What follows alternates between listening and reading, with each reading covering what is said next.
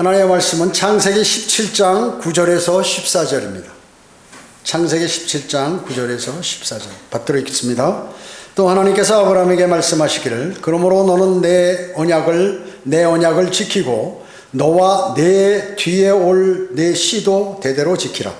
이것이 나와 너희와 내 뒤에 올 내 씨 사이에 맺은 너희가 지켜야 할 나의 언약이니 너희 가운데 모든 사내 아이는 다 할례를 받을지니라. 너희는 너희의 포피의 살을 베어내라. 이것이 나와 너희 사이에 언약의 표가 되리라. 대대로 모든 사내 아이는 집에서 태어났거나 내 씨가 아니고 타국인에게서 돈으로 샀어도 난지 8일이 되면 너희 가운데에서 할례를 받아야 하느니라. 내 집에서 태어난 자든지 내 돈으로 산 자든지 할례를 받아야만 하리니 내 언약이 영원한 언약이 되어 너희 살에 있을 것이라. 할례를 받지 아니한 사내 아이 곧 그의 포피의 살을 베어내지 아니한 자는 그의 백성 중에 끊어지리니 그가 내 언약을 위반하였음이라 하시더라. 이렇게 말씀하십니다. 오늘 말씀 제목은 육신의 할례와 영적 할례입니다. 육신의 할례와 영적 할례. 여러분, 할례가 뭐예요? 쉽게 얘기하면 지금 현재 포경수술이라는 거죠. 이렇게 포경수술. 유대인들은 100% 이렇게 지금 하나님과 유대인 사이에 완전히 표적, 또 언약, 약속이에요. 그거 안 하면 안 되는 거예요, 유대인들은. 그것도 이제 율법 시대 때까지 그렇고, 주님께서 이 땅에 오시기 전, 십자가 사건 전까지는 그렇게 해야 되는 것이죠. 그래서 교회가 생성되기 전까지는 이제 모두가 유대인이라면 할례를 받아야 돼. 그렇지 않으면 어떻게 해요? 여기 보면 14절에 백성 중에 끊어진다는 게 뭐예요? 죽는다 그 얘기죠. 하나님께 벌 내려서 죽는다. 그거 안 받는 사람은. 그러니까 예수 그리스도 십자가 사건이 있고 승천하신 다음에 성령님께서 내려오시고 나서도 할례를 일부 받았어요. 왜냐하면 과도기이기 때문에 어쩔 수 없죠. 과도기이기 때문에 이렇게 할례를 일부 받았지만 하여튼 교회 생성 전까지는 모두가 할례를 받아야 하는 것입니다. 오늘 본문에 나와 있는 창세기 17장 10절의 할례라는 그 단어가 성경에서 최초로 처음 등장하게 되는 것입니다. 할례는 하나님과 유대인, 즉 유대인을 얘기하는 거죠. 여러분, 히브리인은 강을 건넌 사람이란 뜻이에요. 유프라테스 강. 그래서 아브라함과 이삭과 야곱 요 정도까지 되는 거. 유대인들은 뭐예요? 유대에 사는 사람들이죠. 그 약간 뒤부터 유대인들이라고 하는데 같은 의미로 사용하기도 합니다. 또 이스라엘도 마찬가지. 이스라엘은 언제부터 사용했나요? 12지파에서 나라가 형성된 이집트에서 해방돼 가지고 했을 때 이스라엘은 나라 칭호가 있었고 이미 그 전에 야곱에게 이스라엘이란 이름이 부여졌죠. 그러나 우리가 보편적으로 히브리인, 유대인, 이스라엘 다 같이 이렇게 사용을 하기도 합니다. 오늘 창세기 17장 10절 12절에 보면 사내 아이는 난지 8일째 되는 날 모두 할례를 받는데, 즉 제일 먼저 아브라함과 이스마엘이 받았죠. 그리고 최초로 태어나서 8일 만에 받은 자가 바로 이삭입니다. 이삭이에요. 그리고 유대인이 돈 주고 사온 종이든 아니면 타국인의 종들이든 모두 하여튼 거기서 사는 사람들은 전부 할례를, 남자일 경우에 할례를 받아야 된다 하는 것이죠.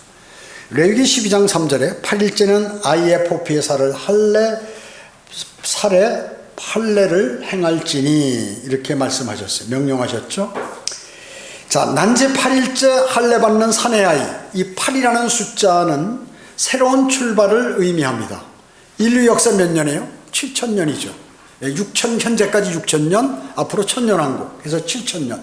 그러면 8번째 1000년은 새로운 영원 세대로 돌입하게 이렇게 되어버리는 것이죠. 베드로후서 2장 5절에 또 옛 세상을 아끼지 아니하셨으나 8번째 사람인 의의 전파자 노아는 구원하시고 경건치 않은 자들의 세상에 홍수를 내리셨느니라. 노아를 왜 8번째 사람이라고 하나요? 우선 첫 번째는 방주로 전부 들어오라고 그래서 이제 들어가는데 세상 사람들 안 들어가는 거예요. 노아 가족 8명만 들어가고 마지막에 이제 노아가 들어갔기 때문에 그렇게 하기도 하고, 그 다음에 노아 가족 8명으로 인해서 다시 새로운 세계가 이제 이루어지는 거죠. 인류가 다 멸망했잖아요. 동물도 다 죽고. 그래서 다산하고 번성하여 땅을 채우라, 이렇게 창세기 9장 1절에서 노아에게 명령했어요.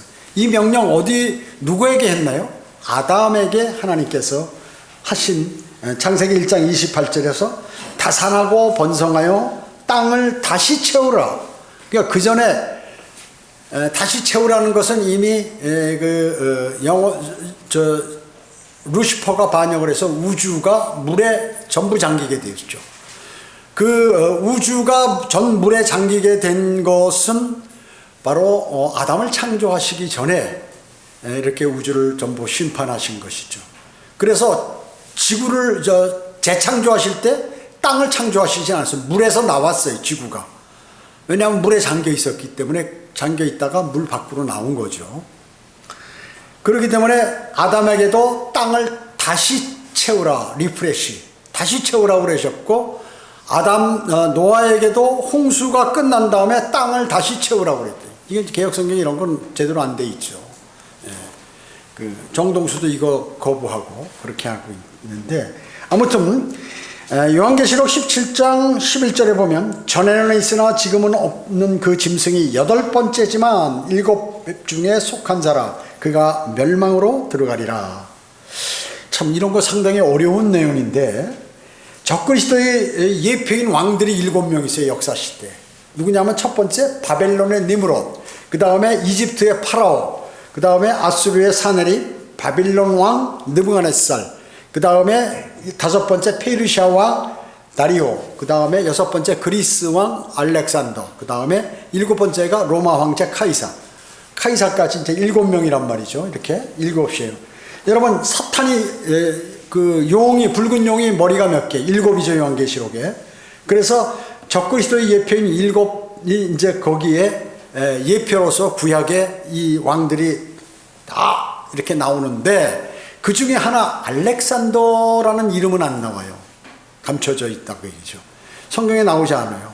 다니엘의 거친 순연소로 나오는데, 이게 이제 8번째 사람, 7번째 있는 사람, 그 같은 사람 비슷한 게 8번째 온다 그 얘기죠. 그게 이제 적그리스도로 이제 오게 된다는 그러한 8 의미가 그런 의미죠. 그래서 난지 8일 만에 할례를 받는다 그러면 이 사람이 애가 나와서 이제 하나님의 백성으로 들어가는 그러한 단계로 이제 할례를 주게 되는 거예요. 그래서 8이라는 의미는 어떤 새롭게 시작하는 그러한 의미가 많이 있다. 의의 전파자 8번째 사람 노아 마찬가지, 무슨 또 이 8번째 속한 그 적그리스도, 그가 멸망으로 나중에 들어갈 자, 이런 것들이 새로운 세대들이 일어날 때 이제 하나님께서 성경에 이런 식으로 말씀하고 계신다는 것이죠. 자, 그러면 첫 번째, 할례 의식은 세례나 침례 의식의 예표가 아니다.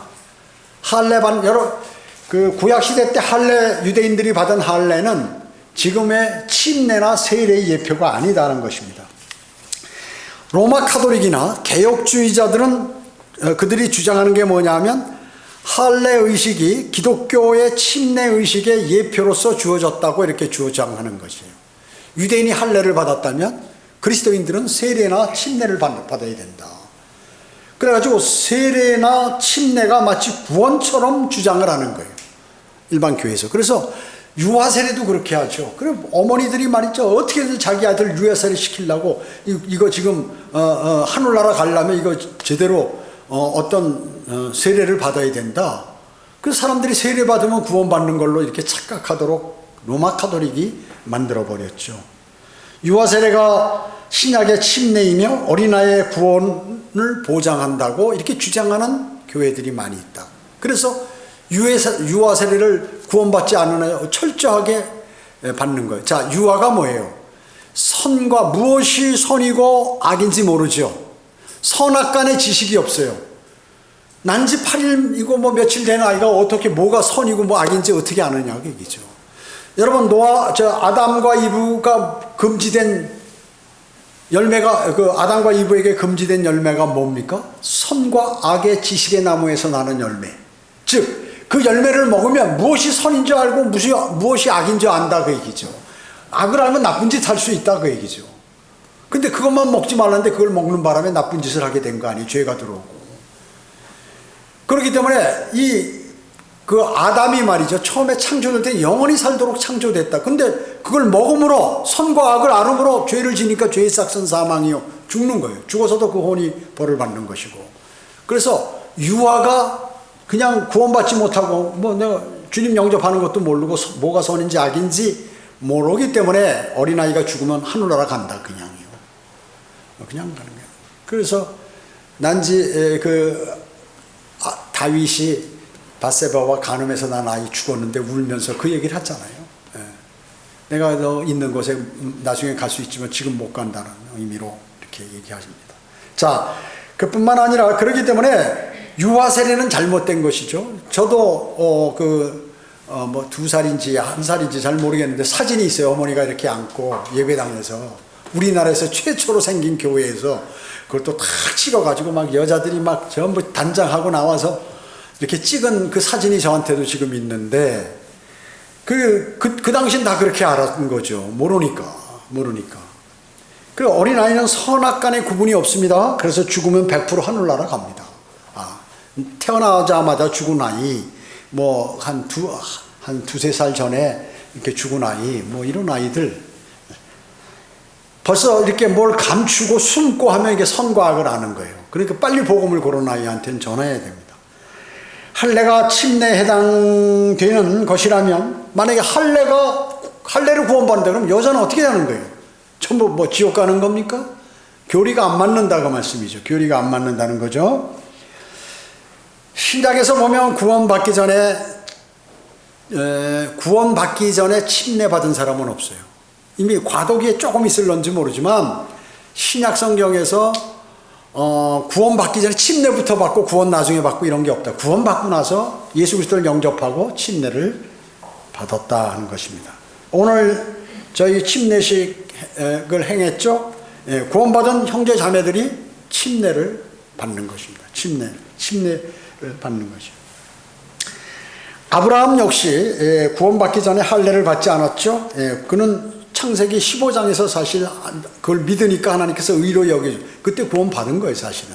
그 아브라함 측면에서 보면. 그런데 할례는 어때요? 이 창세기 17장에서 받았다고 얘기죠. 신약의 침례는 자발적인 믿음과 복음에 대한 영접이 있은 후 주어지는 것이죠. 여러분, 예수 그리스도를 강제로 영접시킵니까? 그러면 그건 구원이 아니에요. 내가 예수 그리스도를 내 의지로 받아들이겠다. 예수 그리스도가 나의 구세주된 내가 받아들여야죠. 자신에게. 사람을 어떤 로봇이나 이런 걸로 만들지 않으셨어요. 자유의지를 줘서 네가 선과 악을 선택하라. 하나님을 선택할 거냐 사탄을 선택할 건가 그것은 너에게 달렸다는 거죠. 그래서 자발적인 믿음을 가지고 나는 예수 그리스도를 구주로 영접하겠습니다. 영접해서 그 사람이 이제 영접한 사람이 침례를 받는 것이죠. 두 번째, 포피는 덮개 혹은 휘장을 뜻한다. 포피라든지 덮개라든지 영어로는 포스킨이라고 그러죠. 포스킨. 그런데 이 휘장은 베일이라고 해요. 베일. 그래서 사실 같은 의미예요. 같은 의미라 그 얘기죠. 솔로몬의 노래 5장 7절에 보면 여자 얼굴에 너울을 쓴다고 그랬어요. 베일로 이렇게 가려져 있었죠. 십자가상에서 예수님께서 이제 숨을 딱 거두시는 순간에 그러니까 성전에 지성소와 성소 사이에 있는 거대한 저거 휘장 있잖아요. 가죽으로 된 두꺼운 가죽으로 된 휘장. 이게 쫙 갈라졌어요. 지성소에는 아무나 못 들어가죠. 들어가면 죽어버리죠. 대제사장도 그러니까 대제사장이 그 매년마다 바뀌는 수도 있고 뭐 몇 년간 하는 수도 있었는데 대제사장은 1년에 한 번 그것도 속죄일에 7월 10일 속죄일에 한 번 지성소 안에 들어가서 언약궤 그 위에 있는 주님과 대화하고 만나고 이래요. 근데 잘못하면 거기 그 자리에서 즉사하는 수도 있거든요. 제대로 그 규정대로 안 하면. 그래서 이 대제사장 옷 밑에다 방울을 달아서 움직이면 쩔렁쩔렁쩔렁하고 밧줄을 담아 줄을 발에다 묶어가지고 죽으면 들어갈 수 없으니까 끌어내는 거죠. 끌어내는 거예요. 제사장이 들어가서 피를 거기다 뿌리자, 언약궤에다.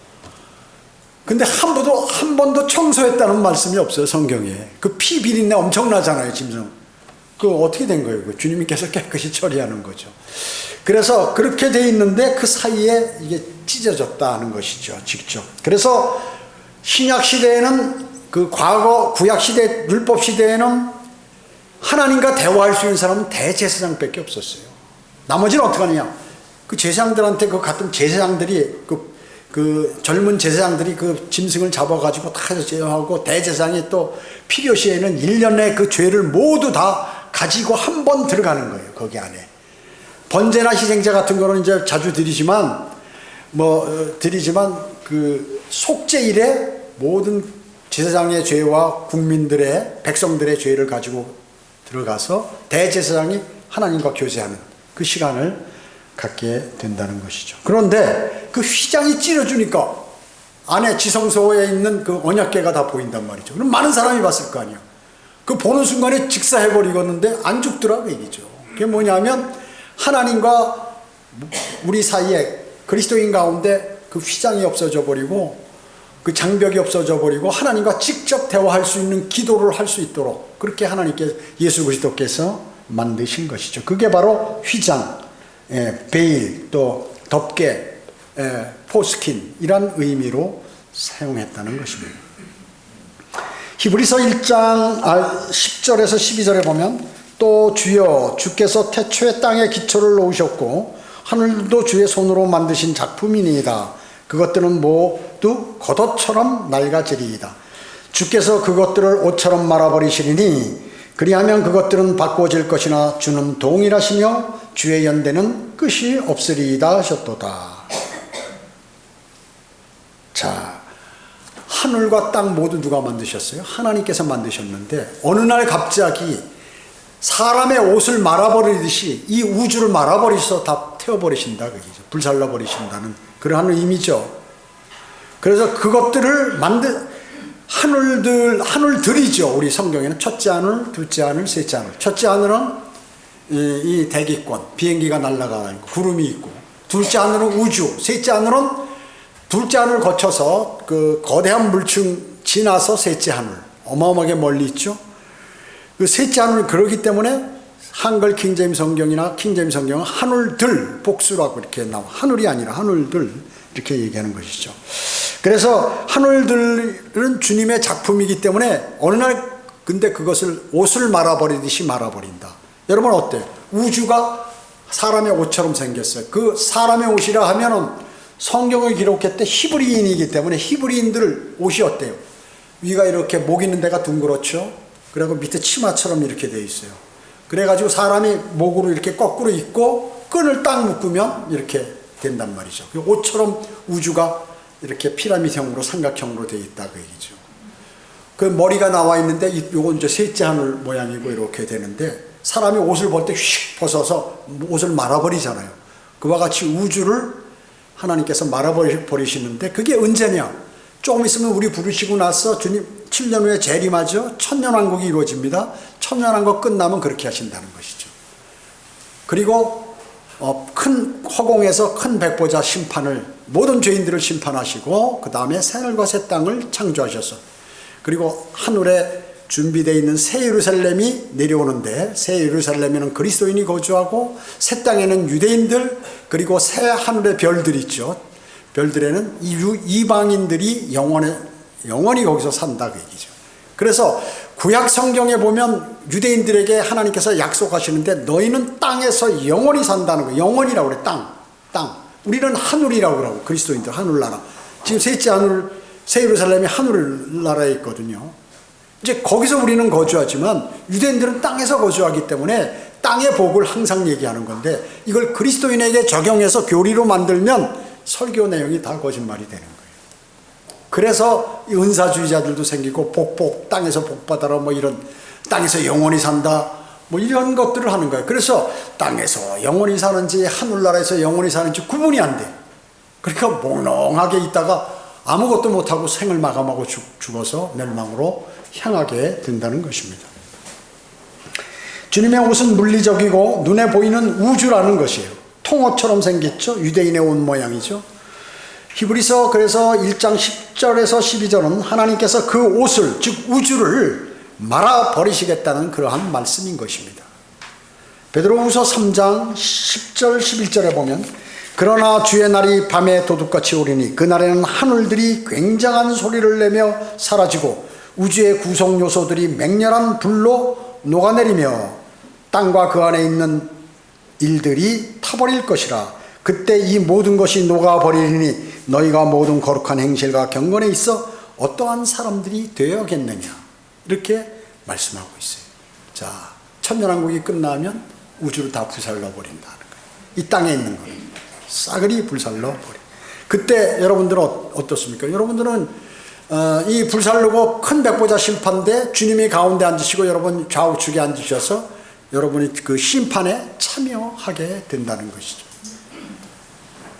자, 계시록 20장 11절에 보면 내가 큰 백보자와 그 위에 앉으신 분을 보니 그의 면전에서 땅과 하늘이 사라졌고 그들의 설 자리도 보이지 않더라.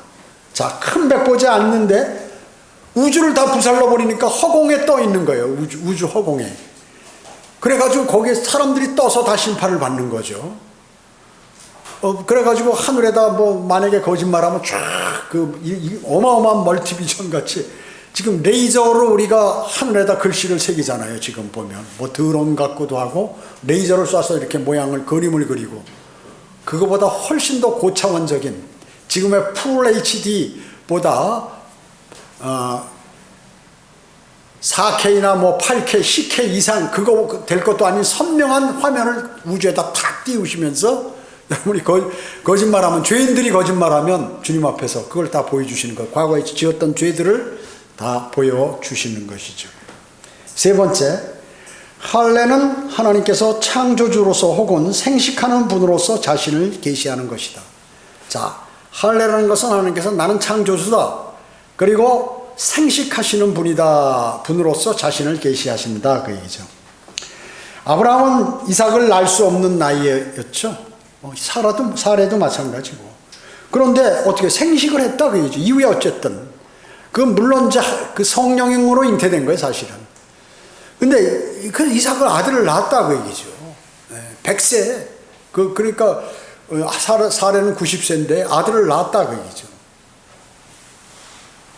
생식할 수 없는 나이들의 생식할 수. 그래서 그거고 로마서 4장 17절 18절에 보면 기록된 바 내가 너를 많은 민족들의 아비가 되게 하였노라 함과 같으니 그가 믿은 그분 곧 죽은 자들을 살리시며 없는 것들을 있는 것처럼 부르시는 하나님 앞에 서니라. 그가 소망이 없는데도 소망 가운데서 믿었으니 네 씨가 그렇게 되리라고 말씀하신 대로 많은 민족들의 아비가 되게 하려 하심이라. 이렇게 이 말씀이 뭐예요?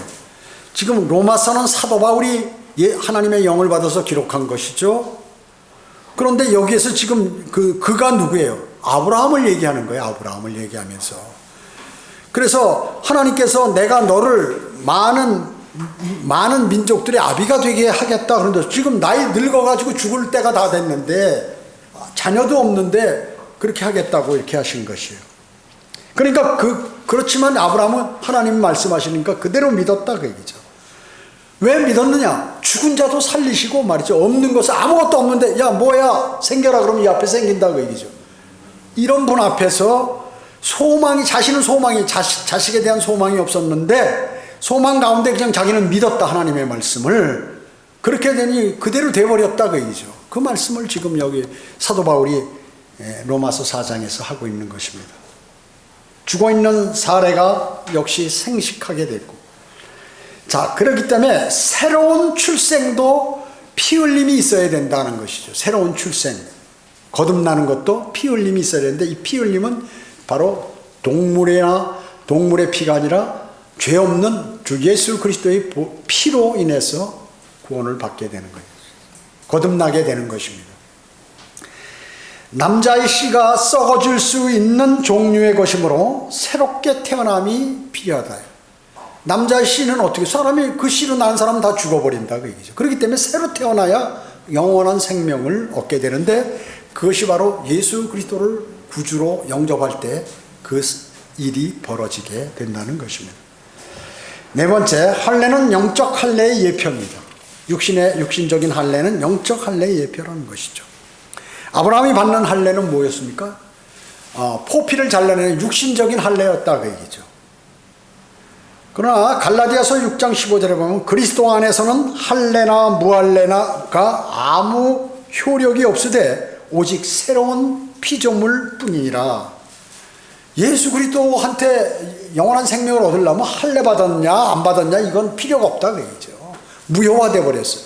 구약의 할례는 무효화돼 버렸어요. 그거 안 받아도 된다. 받아도 되고 안 받아도 되고 네 멋대로 해라. 다만 예수 그리스도를 영접해야 영원한 생명, 새로운 피조물이 되려면, 영원한 생명을 얻으려면 예수 그리스도를 영접하라 그 말씀이죠.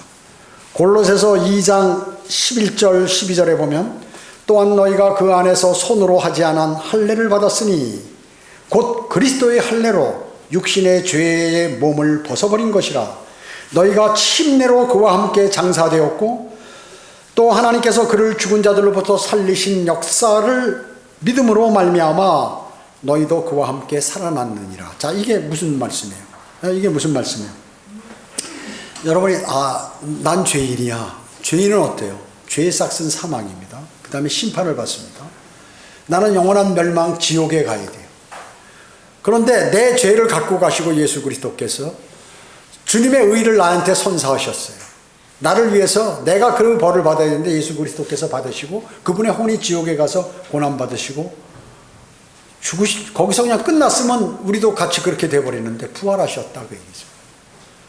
그래서 그 사실을, 예수 그리스도께서 내 죄를 가져가신 사실, 그리고 그 죄에 대한 벌을, 대가를 받으신 사실, 그리고 다시 살아나신 그 사실을 마음으로 믿으면 하나님의 영이, 성령이 내 안에 들어와서 내 죽은 영을 살리고 몸과 혼이 붙어 있는데 몸과 혼을 갈라버린다 그 얘기죠. 이게 영적 그리스도의 할례라 그 얘기예요. 영적 수술, 영적 눈에 보이지 않는데 실제로 떨어져 있다. 그래서 구약에서는 사람을 셀 때 한 혼, 두 혼 이렇게 셌어요. 왜냐? 육신하고 붙어 있었어.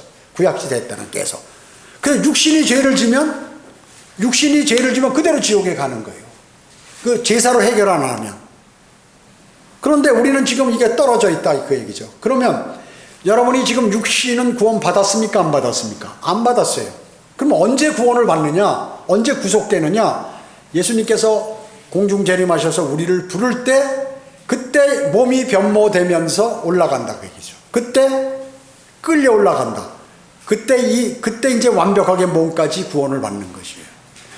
지금은 여러분의 육신은 구원을 받지 않았기 때문에 이게 같이 붙어 있어 버리면 그거는 이제 심각한 문제예요. 벌을 받아야 돼. 근데 이게 떨어져 있다 그 얘기죠. 강원 목사님이 뭐라고 했어요? 우리 냉장고에 있는 얼음이 있다 그 얘기죠. 냉동실에 있는 얼음을 꺼내서 물속에서 한번 담갔다가 딱 하면 쩍 하고 떨어지는데 그 그릇 안에 이게 얼음이 들어있잖아요. 그런 상태, 동동동동 떠 있는 상태. 그렇지만 그릇 안에 우리가 혼이 들어있는데 육신 안에 지금 내가 갇혀있다 그 얘기죠. 그러면 이 육신이 죽으면 땅으로 들어가서 썩어버리지만 이 혼이 그때 죽는 순간 혼이 밖으로 나오게 되죠. 그래서 셋째 하늘로 올라가서 부활 때까지 기다리는 것이죠. 주님이 재림하실 때까지 기다리는 것이죠. 그와 마찬가지로 그것이 그 구약에는 이렇게 육신적인 할례를 받아야 하나님의 백성이 됐는데 신약에는 유대인이나 헬라인이나 뭐 이방인 모두 예수 그리스도를 영접하면 이 영적인 할례를 받는다. 육신은 계속해서 여러분들에게 죄를 짓고 죄를 지라고 유도하고 하는데 여러분에게 혼이 여러분이니까 관계가 없다는 거죠. 벌은 받지 않는다. 이 육신이 죄를 져도 이건 구원을 받았기 때문에 이게 아직 변모만 안 됐을 뿐이야. 이게 죄는 져도 지옥에는 안 간다. 이 혼이 쌓인 안에 들어가 있는 혼이. 그래서 그 말씀에 이게 골로새서 2장 11절 12절 말씀이 또한 너희가 그 안에서 손으로 하지 아니한 할례를 받았으니 곧 그리스도의 할례로 육신의 죄의 몸을 벗어버린 것이라. 너희가 침례로 그와 함께 장사되었고 그분 안에 내가 이제 잠기게 되었죠. 영적으로. 또 하나님께서 그를 죽은 자들을 불러서 살리신 역사, 부활하신 그 역사를 너희 마음에 믿음으로 말미암아 너도 그와 함께 살아남느니라. 이제 오늘 침례 줄 때 어떻게 해요? 이제 아무개 형제는 예수 그리스도와 함께 죽었고 물속에 들어가면서 묻혔고, 묻힌 그런 의미죠. 물속에 잠기는 게. 그리고 물속에서 나오면서 부활했습니다 라고 하는 것이에요. 함께 살아남느니라. 날 것이다가 아니라 남느니라. 이미 그렇게 된 것이에요. 거듭남은 실로 영적인 베어짐입니다. 그렇죠? 그래서 히브리서 4장 11절은 우리가 구원받을 때 뭘로 봐요? 하나님의 말씀으로 받죠. 복음. 성경에 기록된 복음. 하나님의 말씀을 내 귀를 통해서 받는다든지 글을 통해서 눈으로 본다든지 해서 내 안에 들어오면 성령께서 이제 그 영적 수술을 하는 거죠. 그리스도의 할례를 시행하는 것이죠. 그래서 하나님의 말씀은 살아있고 능력이 있어. 영과 혼, 관절과 양날이 있는 어떤 칼보다도 예리하죠. 영과 혼 그리고 관절과 골수를 가르고 찔러 가르고 그리고 마음의 의도들과 생각들을 판별하느니라 그랬어요. 여러분 하나님 말씀을 읽을 때 그 말씀이 내 안에 들어와서 말씀의 칼이 이 영적 수술, 보이지 않는 영적 수술을 한다. 그런 게 어디 있어요? 여러분 레이저 수술 있잖아요. 옛날에는 의사가 사람의 배를 째고 창자를 꺼내서 창자를 끌어내고 두 개를 잇고 다시 집어넣고 겉에 이렇게 하고 거기다 이제 무슨 테라마이신 같은 거 줘서 상하지 않도록 주사 놓고 먹고 이래가지고 아물 때까지 해서 이렇게 수술하는데 지금 어떻게 해요? 빗으로 쏴서 수술하잖아요. 무슨 뭐 돌멩이 있으면 초음파로 쏴서 그냥 푹 부셔버리고. 그거 생각했어요 옛날에? 상상도 못했어요. 이거보다 더 고차원적인 영적 수술을 여러분에게 가하셨다 하나님께서. 하나님의 말씀을 신뢰하는 사람에게요. 복음을 믿는 그 사람에게. 그래서 거듭남은 실로 영적인 베어짐이라는 것이죠. 히브리서 4장 12절에 있는 말씀같이. 거기에 할례는 거듭난 모형이라고 우리가 볼 수가 있는 것입니다.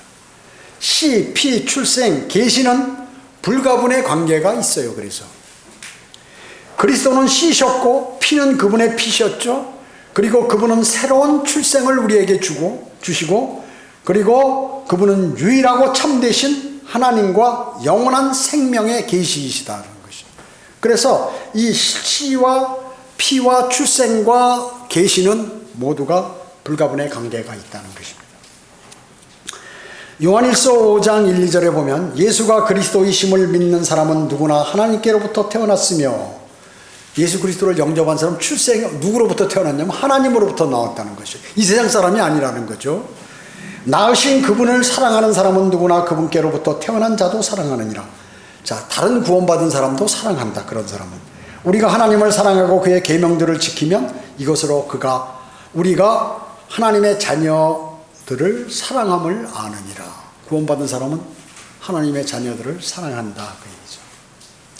그 다음에 성경은 이 영적인 할례를 또 마음의 할례라고도 이렇게 얘기했습니다. 로마서 2장 28절 29절에 보면 표면적 유대인이 아니요 표면적 육체의 할례가 아니라 내면적 유대인이요 할례는 마음의 할례니 영에 있고 법문에 있지 않다. 영적인 일이지 무슨 율법이나 이런 것에 의해서 할례 받는 그게 아니다 그 얘기죠. 아니 않는 것이라. 그들의 찬사는 사람들에게서가 아니라 하나님에게서니라. 참 대단한 말씀이에요. 마음의 할례를 받은, 여러분은 마음의 할례를 받으신 분이에요. 영에 있고 법문에 있지 않다. 율법에서 얘기하는 할례를 반드시 받아야 된다. 이게 필요 없다는 거죠.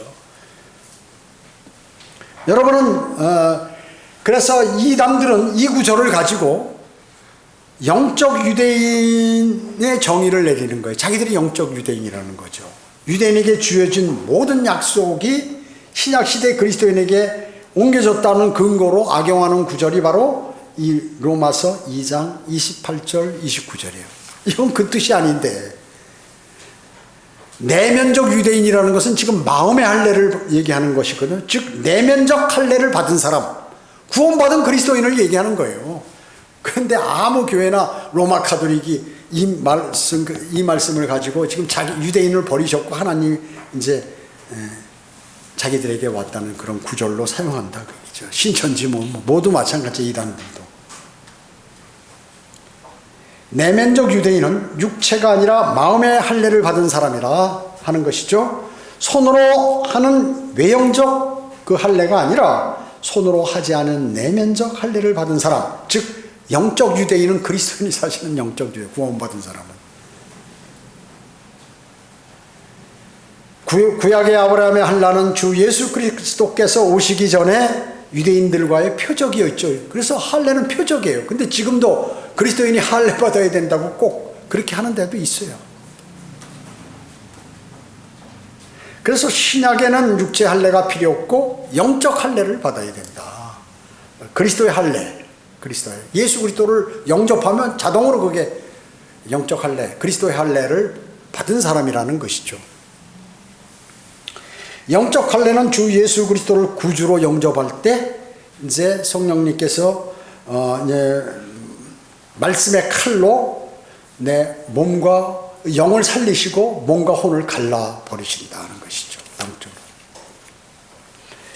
영은 다시 살아나게 그것을 거듭남이라고 하죠. 영이 거듭나고 혼은 구원을 받아. 왜? 육신에 붙어 있으면 구원 못 받아요. 떨어져야지. 죄 많은 육신으로부터. 근데 이게 떨어졌는지 안 떨어졌는지 눈에 안 보여. 그렇기 때문에 영적 할례라고, 그리스도의 할례라고 말씀하고 계시는 것이에요.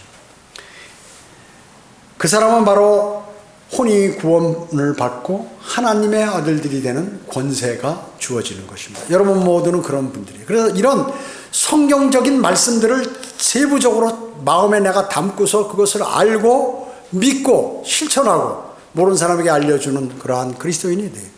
그러면 성경을 여러 번 읽으면 이게 무슨 말씀이구나. 여러분이 설교를 여러 번 들으시고 반복해서 들으시면 성경에서 하신 말씀이 뭐구나. 성경을 읽을 때 기억이 나는 거예요. 그러면 성령님께서 여러분 마음속에 영을 통해서 이거는 뭐다 해서 여러분의 영을 풍성하게 채워주시면서 아는 것을 눈을 더 크게 뜨게 하고 성경을 읽을 때 더 많은 부분을 알게 해주신다 그 얘기죠. 이게 바로 영적인 활동이요 작용이다 그 얘기죠. 주님께서 여러분을 그렇게 인도하시는 것입니다. 근데 무대포로 그냥 막 믿는다 주여 하고 삼창하고 할렐루야 하면서 그냥 내래 기도원 가서 눈 감고 그냥 막 머리 박고 기도 굴 속에 들어가서 해봐야 이게 무슨 마귀가 거기 달라붙죠. 마귀가 나 예수님이다 하나님이다 이거 너 그렇구나 그래 너에게 내가 복 주겠다 뭐 이래버리니까 사람들이 그 소리 들으면 미쳐버리거든. 사람이 미쳐. 그럼 거기 안 가면 맨날 밥 굶고 사는 것 같아가지고 또 이제 3개월에 한 번씩 올라가는 거야. 짐 싸가지고 기도원에 가서 기도굴 속에 들어가서 주여 하고 말이죠. 뭐 해달라고 맨날 뭐 해달라고 그러고 말이죠. 뭐하고 그러면 또 거기서 뭐 음성을 들었다고 나와가지고 또 막 돌아다니고 그 무당하고 똑같은 됩니다. 그거 큰일 납니다. 무당하고 똑같이 돼. 신내린다는 게 뭐예요? 사실 마귀가 그 사람한테 속이는 거거든요. 갖고 노는 거거든요. 귀신은 없어요. 무슨 귀신이냐면 동자 귀신이다, 뭐 이순신 장군 귀신이다, 무슨 뭐 처녀 귀신이다, 뭐 이 온갖 해가지고 점쟁이들 많이 빗자루 거꾸로 세워놓고 많이 있잖아요. 아무 소용없어요 그거. 마귀가 그러는 건데 마귀의 그 영적인 관계에 대해서 자기들이 영적인 활동을 한다고 하는데 그건 영적인 그 음란한 마귀들에게 있는 것이지 중들 뭐 복채받고 뭐 해준다 뭐 예언한다 이런 다 이 세상의 예언가 철학자들 마귀의 휘하에 갖고 노는 거예요. 마귀가. 그리스도인만이 하나님의 이 바른 말씀 이 성경 있잖아요. 이거는 영원히 우주가 다 불타버려도 없어지지 않고 하늘나라에 이미 가 있어요. 이게 세워져 있어요. 그렇기 때문에 영원에서 여러분들이 생활하고 아는 것들을 지금 공부하시니 여러분 얼마나 차원 높은 공부를 하시는 거죠. 그래서 구원받은 그리스도인이 성경을 공부해서 영적으로 자라게 되면 무당 뭐 이런 것들 장난치고 야 이 자식 대가라 아무것도 안 해. 거짓말로 먹고 사는 그러한 사람들이 그 마귀의 휘하에 있는 아주 그 작은 종들이라 그 얘기죠. 작은 종들이 그걸 아시고 오늘 이 성경에서 구약에서 말씀하지만 앞으로 일어날 그런 것에 관한 모형이나 예표나 무슨 이런 또 예언이나 이런 것들을 이게 바로 성령님께서 성경을 기록한 그런 근거예요. 성경의 저자는 누구예요? 성령 하나님이에요. 그러면 모세오경 하면 모세가 기록했는데 모세가 아니라 하나님께서 말을 하시면 말씀을 하시면 모세가 말을 해요. 그러면 그 밑에 있는 사람이 받아 쓰거나 모세가 받아 쓰거나 이렇게 한 거예요. 그 저자는 모세지만 실제로 하나님께서 기록해야 창세기로부터 요한계시록 마지막 장까지 탁 전부 연계가 돼서 공부를 해도 전부 알아버리는 거예요.